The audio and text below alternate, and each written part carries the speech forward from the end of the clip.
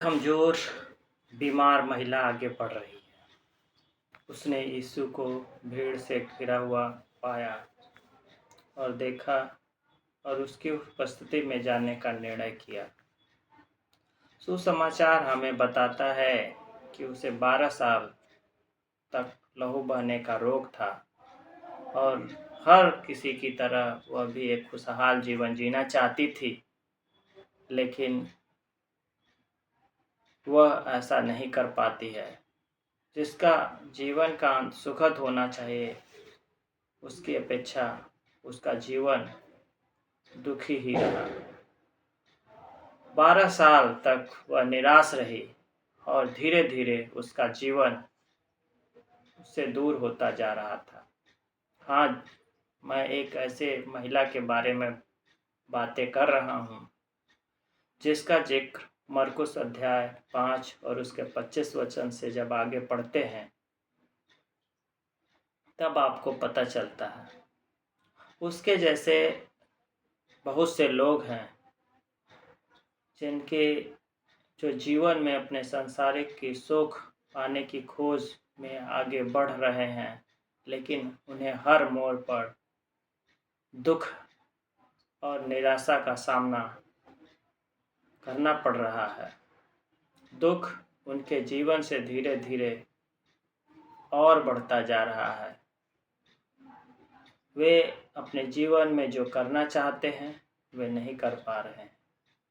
वे अपने जीवन में जिससे शादी करना चाह रहे हैं उससे नहीं हो पा रहा। वे जितना कमाना चाहते हैं वो उतना कमा नहीं पा रहे। वे जिसके साथ रहना चाह रहे हैं उनके साथ रह नहीं पा रहे। इसी तरह और भी बहुत कुछ, और यह सिलसिला लगातार हमारे जीवन में, आपके जीवन में कहीं न कहीं चलता ही जा रहा है। और हमारी कहानी भी इस महिला की कहानी की तरह एक दुखद प्रवाह की तरह आगे बढ़ रही है, जिसे रोकने में हम और आप असमर्थ हैं।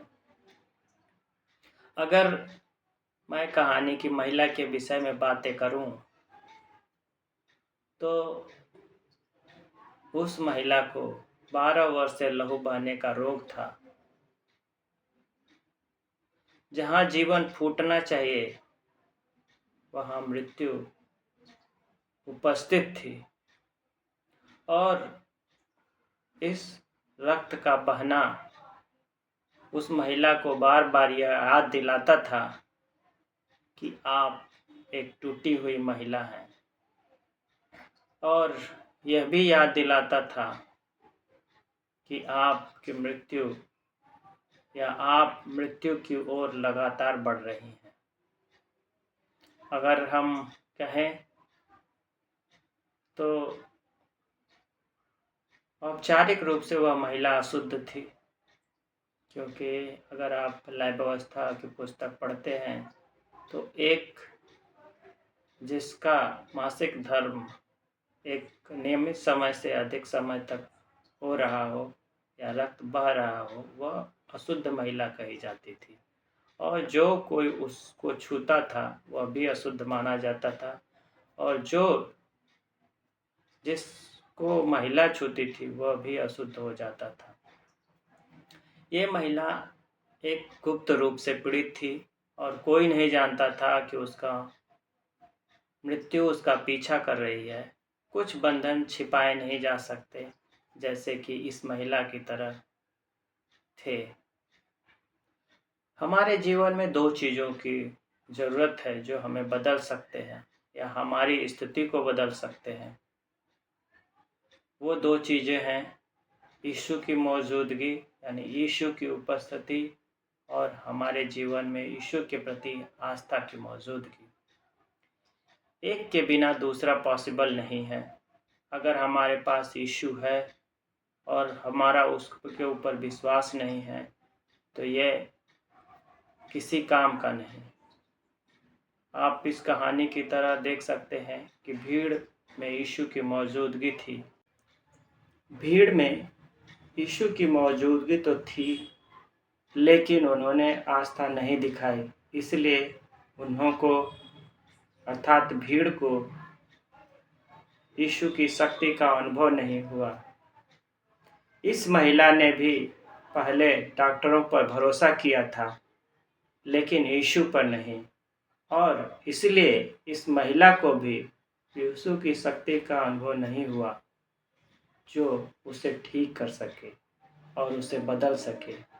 लेकिन बाद में यह महिला एक आशा लेकर यीशु के पास आती है, और जैसा कि सुसमाचार हमें बताता है कि इस महिला ने यीशु के अलावा किसी को नहीं देखा। उसकी एक ही आँख थी जिस पर उसका विश्वास था, वो है यीशु। इस महिला ने न तो याकूब को छूना चाहती है, न पतरस को छूना चाहती है, न यूहन्ना को छूना चाहती है, वह केवल यीशु को छूना चाहती है। और वह अपने मन में विचार करती है कि प्रभु के पास वह कैसे जाए, कैसे उस चीज़ों को परमेश्वर के पास जाकर उसके कपड़ों को छुए, क्योंकि उसके लिए केवल यीशु ही काफ़ी था। वह केवल यीशु को छूना चाहती थी, और वह मन में सोचती थी कि यदि वह उसको यीशु के कपड़ों को ही छू लेगी तो वह चंगा हो जाएगी। उसका विश्वास था, और वह इसी विश्वास के साथ यीशु के पास आई थी।